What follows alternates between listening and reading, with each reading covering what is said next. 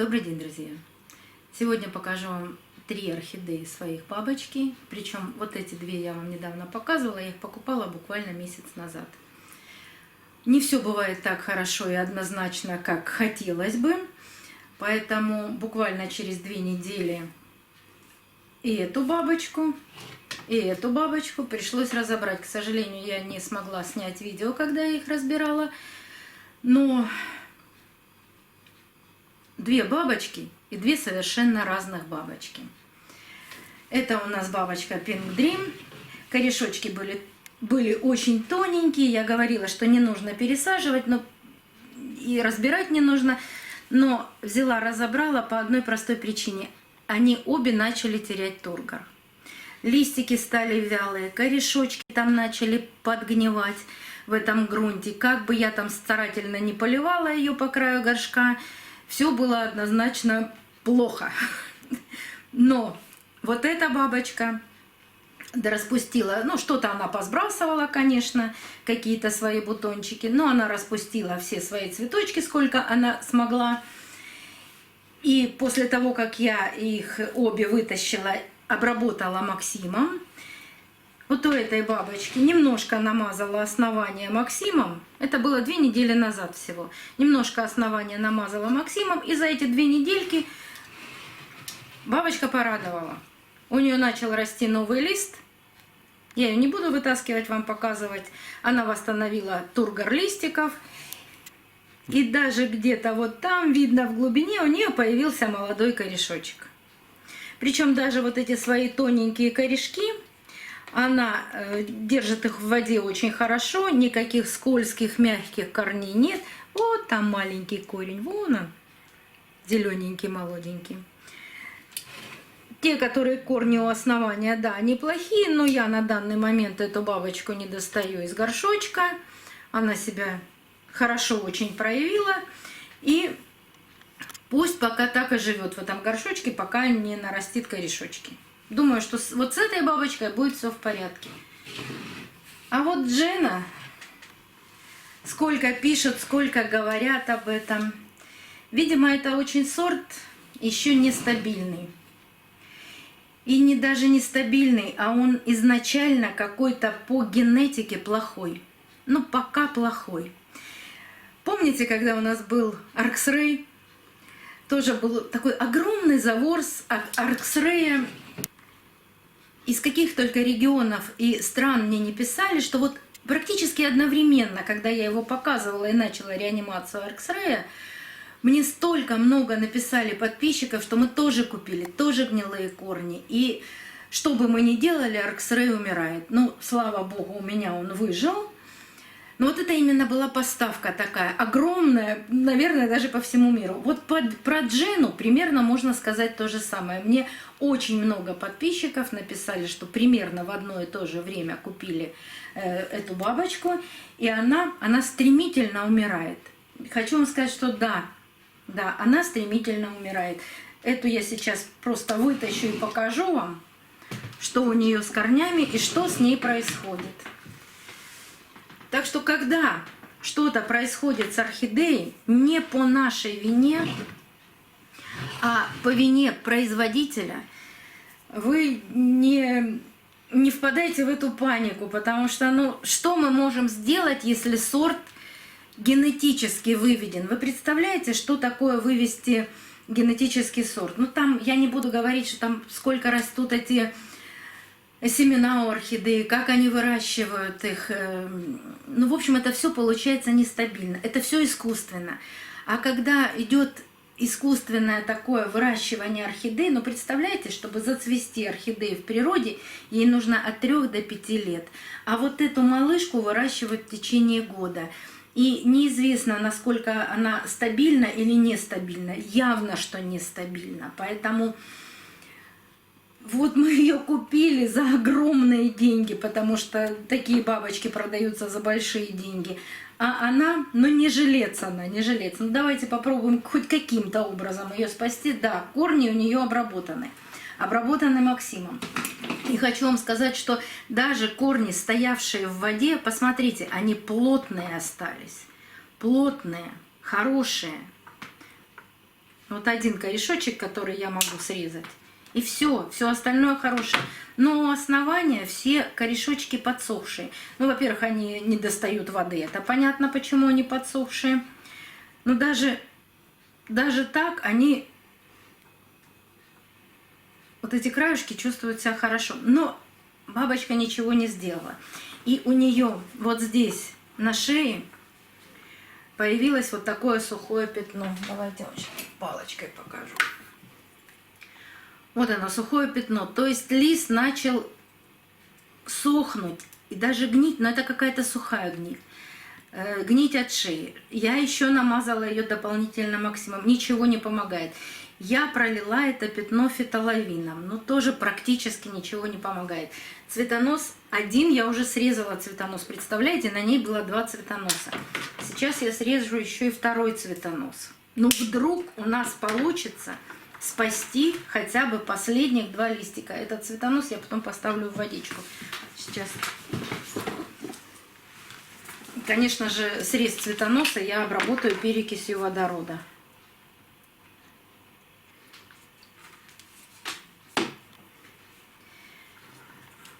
Листики, ну, во-первых, вот она гниль.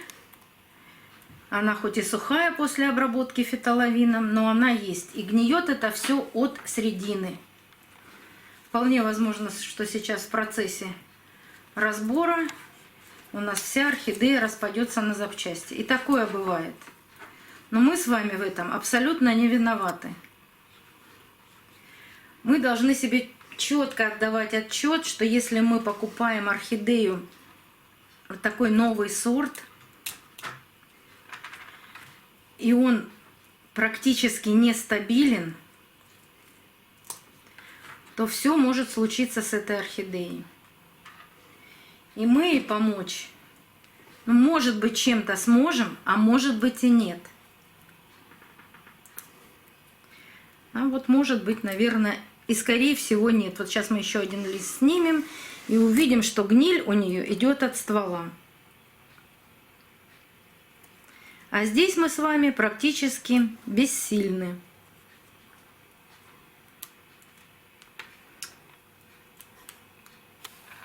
Листья просто в руках остаются, отваливаются. Да, мы с вами здесь бессильны. Это стволовая гниль. Это зависит не от нас с вами. Вот она, стволовая гниль. Я считаю, что Максим здесь вообще бесполезен. Он поверхностно только лечит. Даже то, что была обработка фитоловином, да, она подсохла. Это тоже как бы антибиотик, и он подсушивает. Все, что я сейчас могу сделать, это намазать вот это место у нее фундазолом. И то это совершенно не показатель, потому что вот это пятно уже наверняка задевает и этот лист. Попробовать мы с вами можем, но вряд ли нам ее удастся спасти. Тут 1% из миллиона, что здесь что-то получится. Но на всякий случай мы это сделаем. Вдруг получится. Но это будет из разряда фантастики, если это получится. Я использую вот такой фундазол. Будем замазывать кашицей фундазола. Сейчас я его разбавлю. Насыплю. Ой, как много насыпала. Давайте половину отсыплю. Это очень много. Ну, все, там все прилипло. У меня есть немножко водички. Делаю вот такую кашицу. Много воды налила. Придется добавить фундазол. Нужно, чтобы получилась кашица примерно как такая густая сметана.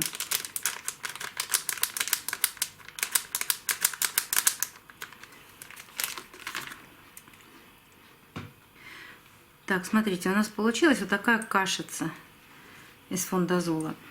Сухой фундазол на орхидеях не работает. Его нужно обязательно разводить вот в такую кашицу и замазывать. Ну, давайте попробуем поверить в сказку. Я никогда ничего не обрезаю, потому что и резать-то здесь нечего, собственно говоря. Если отрезать, то все отрежется сразу. Давайте хорошо-хорошо и ствол намажем. Не жалко. Тут еще и Максим. Видите, розовая получается.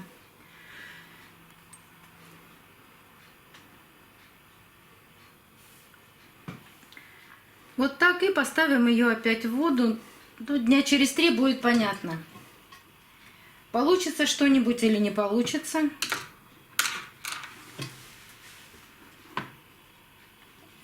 Все станет на свои места и все станет понятным. Просто она или развалится на запчасти, или подсохнет и начнет как-то себя проявлять. Вот так мы ее оставим. Ну, бывает и такое. Не все всегда хорошо. Ну, а эту я поставлю в водичку. Может быть, она хотя бы в водичке порадует цветением своим. Но думаю, что видео не стоит заканчивать на такой неоптимистической ноте. И хочу вам показать еще одну бабочку, которую я вам показывала в своих реанимашках. Очень маленькая предыстория этой бабочки. Мне ее подарили. Тот человек, который ее подарил, он не знал вообще ничего об орхидеях. И мы с вами ее на канале разбирали, смотрели. Я вам ее уже показывала. У нее остался, по-моему, один корень. Я постараюсь вам оставить подсказочку, чтобы вы посмотрели, что я ее несколько раз показывала, когда она стояла вообще без корней, потом, когда она нарастила корни. И я ее просто посадила в небольшое количество керамзита. У нее корешки приблизительно вот такие наросли. Но у этой бабочки была одна особенность. У нее цветонос из точки роста. Вот он даже остался. И здесь еще видно, что у нее был... Сейчас вот здесь боковой... Сейчас я вот здесь покажу вам. Вот боковой цветонос один был. И еще один боковой цветонос. То есть она столько раз процвела, что мы, конечно, делали эту реанимацию, но хотелось, бабочка белая, в такой, с сиреневыми крапинками, красивая очень. Хотелось просто посмотреть, что получится, во-первых, из этой реанимации, когда нет точки роста, и мы не видим, начинает ли орхидея расти. Все, что она сделала, она начала только растить корни. Корешки наросли примерно 5 сантиметров, я ее посадила. Что начала после посадки орхидея делать? Ну, во-первых, она выпустила вот еще один корень, уже от шеи, прямо от самого основания. Здесь выпустила маленький корешочек. Почему-то она решила вот эти корни расти изнутри. Хотя очень хотелось, конечно, от нее получить детку. Вот один такой корень торчит. Вот второй такой корень торчит. Листья как были в гармошечку, так и остались. Она не смогла, сложно, конечно, без корней поднять листья. Да и вы знаете, еще бывает такое, когда листья становятся в такую гармошечку, у них, ну вот как у нас есть сеть кровеносных сосудов, везде. У них тоже есть межклеточные мембраны, по которым они передают влагу.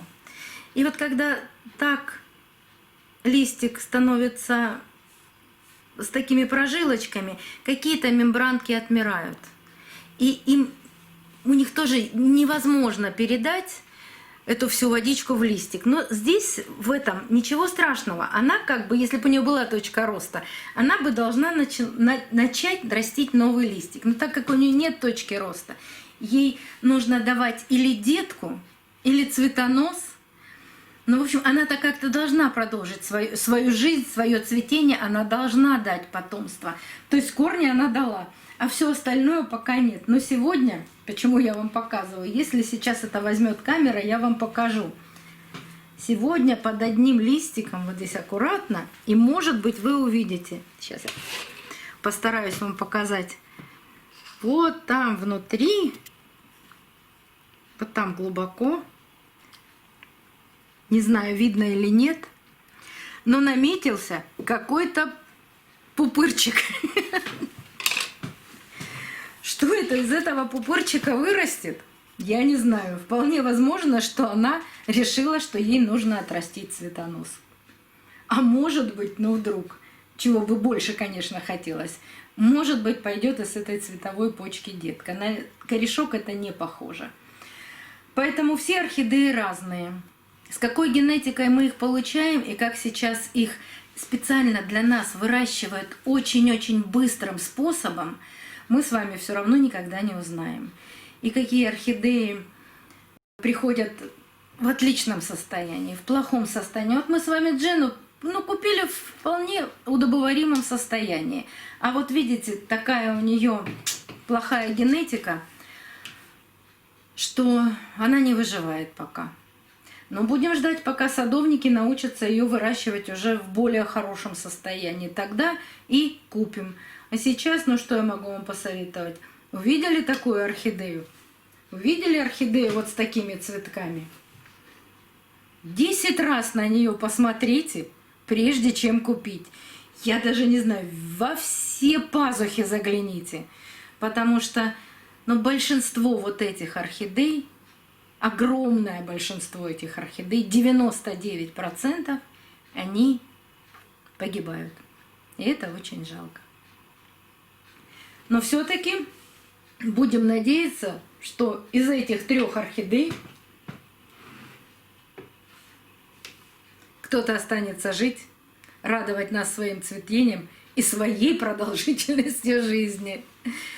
Так что смотрим, наблюдаем, делаем выводы. И до новых встреч! Увидимся на канале.